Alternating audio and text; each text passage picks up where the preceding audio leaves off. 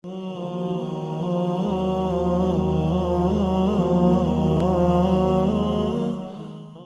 صلی علی سیدنا محمد وعلی آل سیدنا محمد وبارک وسلم۔ السلام علیکم ورحمۃ اللہ وبرکاتہ۔ اپنی بات جاری رکھتے ہیں۔ پچھلے سیگمنٹ میں ہم دیکھ رہے تھے کہ اللہ تعالیٰ کی کیا حکمت تھی کہ اس نے مکے کو یا اس حجاز کو اپنے آخری پیغام کے لیے اس جگہ کو چن لیا۔ اب ہم اس کے آگے بڑھتے ہیں اور ہم یہ دیکھتے ہیں کہ اللہ تعالیٰ نے اس کے لیے زبان کا بھی ظاہر انتخاب کیا۔ یہ بات ہے کہ اللہ تعالیٰ جب بھی، یہ قرآن کی آیت بھی ہے کہ اللہ تعالیٰ جب ایک میسج بھیجتا ہے تو جو میسنجر ہے ایک تو انہی لوگوں میں سے ہوتا ہے اور دوسرے وہ انہی کی زبان میں میسج ہوتا ہے۔ ان کی انوائرمنٹ سے وہ واقف ہوتا ہے، ان کے کلچر سے وہ واقف ہوتا ہے، ان کی زبان اس کو آتی ہے، ظاہر ہے ان میں سے ہوتا ہے، تو وہ پیغام بھی اسی زبان میں ہوتا ہے۔ تو یہ جو قرآن کا پیغام ہے، اس کی جو اس کو پہنچایا گیا وہ عربی بولنے والوں کے لیے، وہاں پر عرب تھے، تو اس کے لیے یہ زبان ظاہر ہے چوز کی اللہ تعالیٰ نے۔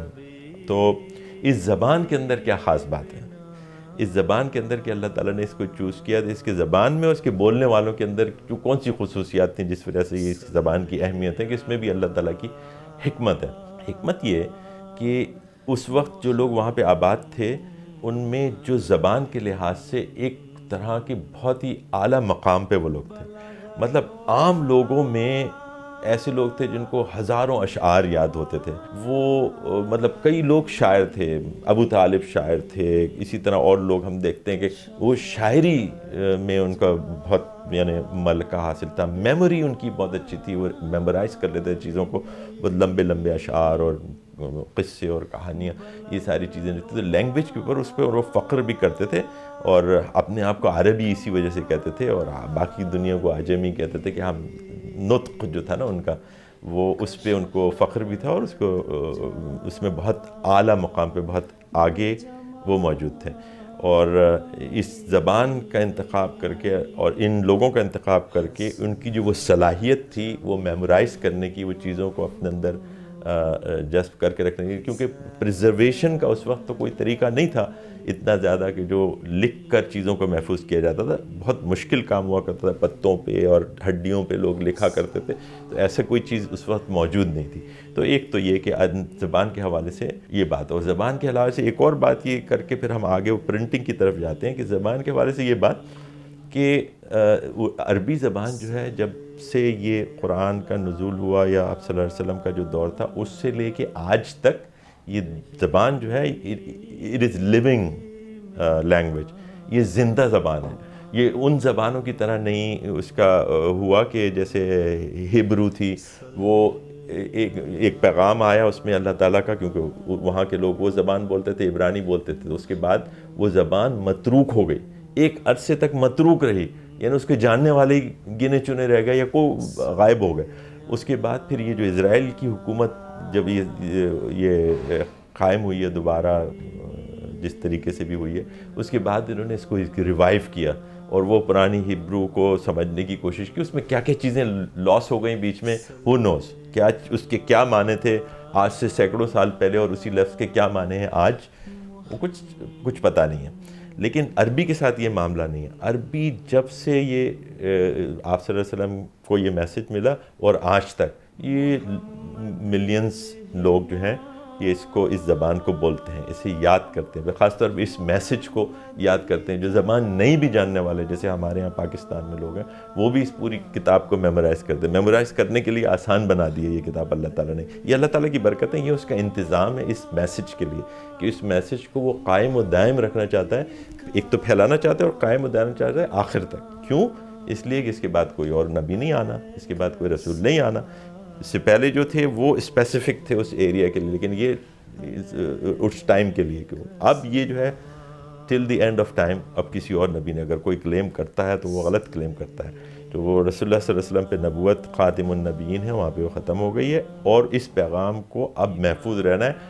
قرآن کو بھی اور آپ صلی اللہ علیہ وسلم کی سنت کو بھی، دونوں کا انتظام اللہ تعالیٰ نے کیا ہے۔ اور ہم پہ یہ عرض کا بڑا احسان ہے کہ اس نے بہت کچھ ہم پہ نہیں چھوڑا، ہماری ارلی جنریشن سے بہت اچھے کام کیے ماشاءاللہ، اس کا بھی ہم ذکر کریں گے، خاص طور پہ پریزرویشن آف سنہ، پریزرویشن آف حدیث کے حوالے سے. لیکن اللہ تعالیٰ نے خاص طور پہ قرآن کا معاملہ جو ہے اس نے کہا کہ میں اس کی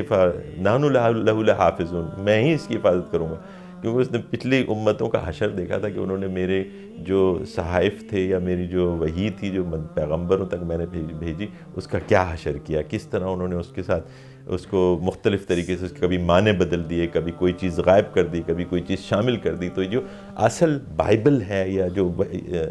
یہود و نصارہ کی جو کتابیں ہیں، تلمود ہے، اصل میسج جو ہے وہ تھوڑا بہت آپ کو نظر آ جائے گا. بلکہ ایک صاحب نے ایک دفعہ مجھ سے امریکہ کے قیام کے دوران یہ کہا تھا کہ اگر کرسچنز بالکل ایمانداری سے اپنی کتاب بھی پڑھیں تو دے ول اینڈ اپ بینگ مسلم. اسی طرح جوز کے متعلق بھی یہ ہے کہ جو کتاب ہے اس کے اندر ابھی بھی بٹس اینڈ پیسز تو اصلیت کے باقی ہیں نا، اس کے اندر اس کو بہت زیادہ مس ضرور کر دیا ہے. اور یہ جو ان کے علماء اور جو اسکالرس تھے انہوں نے کیا، اس کی بہت سی وجوہات ہیں، ان کی اپنی ترجیحات ہیں، ان کی اپنی پسندیدگی ہے، ان کی اپنی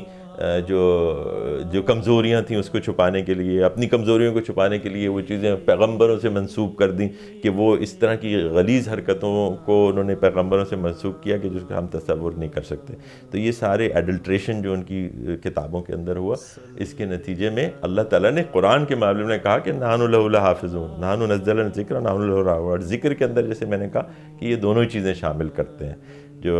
اسکالرس ہیں وہ قرآن کو بھی شامل کرتے ہیں، آپ صلی اللہ علیہ وسلم کی سنت کو بھی شامل کرتے ہیں. دونوں کی پریزرویشن کا اللہ تعالیٰ نے بہترین انتظام کیا. اور اس سلسلے میں ہم اگلی سیگمنٹ میں اور بھی بات کریں گے، لیکن ابھی ہم بات کریں اللہ تعالیٰ کی حکمتوں کی. تو ہم نے زبان کے حوالے سے کی، جگہ کے حوالے سے کی، لوگوں کے حوالے سے ہم نے بات کی. پھر ایک اور بات کر کے ہم اپنی بات ختم کرتے ہیں کہ جس میں اللہ تعالیٰ کی حکمت یہ تھی کہ انسانیت بڑھتے بڑھتے ترقی پاتے پاتے ایک ایسے پوزیشن پہ آ گئی تھی کہ جہاں پہ وہ موضوع وقت آ گیا تھا کہ جب یہ میسج جو فائنل میسج ہے وہ انسانیت کو ڈیلیور کر دیا جائے، جس کو وہ پھر سنبھال لیں اور اس کو لے کے وہ آخر کی وقت تک وہ چلتا رہے. اور ترقی جو ہوئی انسانیت کے اندر مادی حوالے سے وہ بھی اہم ہے. اس میں مثال کے طور پہ ان لوگوں نے سمندروں کو نیویگیٹ کرنا شروع کر دیا تھا، اس کے اکراس ٹریول کرتے تھے. اب یہ ہو گیا تھا کہ بھی افریقہ سے ایشیا، ایشیا سے یورپ، یہ سارے لنکس جو تھے، چائنا، ادھر ادھر لوگ ان چیزوں میں آگے بڑھ گئے تھے کہ یہ ٹریول کرنے لگے تھے. میں چائنا گیا تو وہاں پہ مجھے پتہ چلا کہ جو شروع کے مسلمان تھے وہ وہاں پہ انہوں نے جو پہلی مسجد بنائی تھی، جو شاید جزیرہ عرب سے باہر پہلی مسجد ہے، وہ بنی تھی اس زمانے میں جب ابھی اسلام مکے ہی میں تھا. مدینہ کی سلطنت بھی نہیں، مدینہ کی جو ریاست تھی وہ بھی قائم نہیں ہوئی تھی. اور مسلمان جو ہے وہ ابسینیا، غالباً یہ ہوا تھا کہ جب ہجرت کر کے پہلی ہجرت میں ابسینیا گئے تھے، جس میں حبشہ جس کو کہا جاتا ہے، تو حبشہ سے غالباً کچھ مسلمان تھے جس میں سعد ابن ابی وقاص بھی کہا جاتا ہے کہ یہ روایت ہے کہ شامل تھے. وہ بھی وہاں سے چائنا تشریف لے گئے اور غالباً وہ کسی ٹریڈ کے جو جہاز کے ساتھ ہی اٹیچ ہو کے گئے تھے، یا تو کچھ حصہ انہوں نے پانی میں سفر کیا، اس کے آگے پھر لینڈ پہ. یہ پوری ڈیٹیل نہیں ہے، لیکن وہ وہاں پہ جا کے انہوں نے پہلی مسجد قائم کی. اور وہاں پہ اسلام اس وقت قائم ہو گیا تھا جب ابھی پہنچ گیا تھا، جب ریاست مدینہ کا بھی وجود آیا نہیں تھا، وہاں پہ مسلمان آباد ہونا شروع ہو گئے تھے. تو یہ میں بتا رہا ہوں کہ ترقی کرتے کرتے انسان یہاں تک پہنچ گیا تھا کہ ٹریول کرنے لگا تھا. اب ایک اور جو اہم ترقی ہے جس کا میں ذکر کرنا چاہتا ہوں، جو آپ صلی اللہ علیہ وسلم کے دور میں ہو گئی تھی، وہ اچیومنٹ انسان نے کر لی تھی، لیکن اس کا فائدہ لٹل لیٹر، تھوڑے دن کے بعد پھر مسلمانوں نے بہت بڑے پیمانے پہ کیا. وہ بہت اہم ڈیولپمنٹ ہے اور اس کا ذکر کرنا چاہیے. وہ یہ ہے کہ انسان نے بلاک پرنٹنگ سیکھ لی تھی. یہ بلاک پرنٹنگ کا جو فن ہے یہ جاپان میں سب سے پہلے ایجاد ہوا. اور یہ جاپان میں جب یہ ایجاد ہوا تو آپ اگر اس کی جو ٹائمنگ دیکھیں نا، it is exactly the time جب آپ صلی اللہ علیہ وسلم کی پیدائش ہوتی ہے. اس ٹائم پہ یہ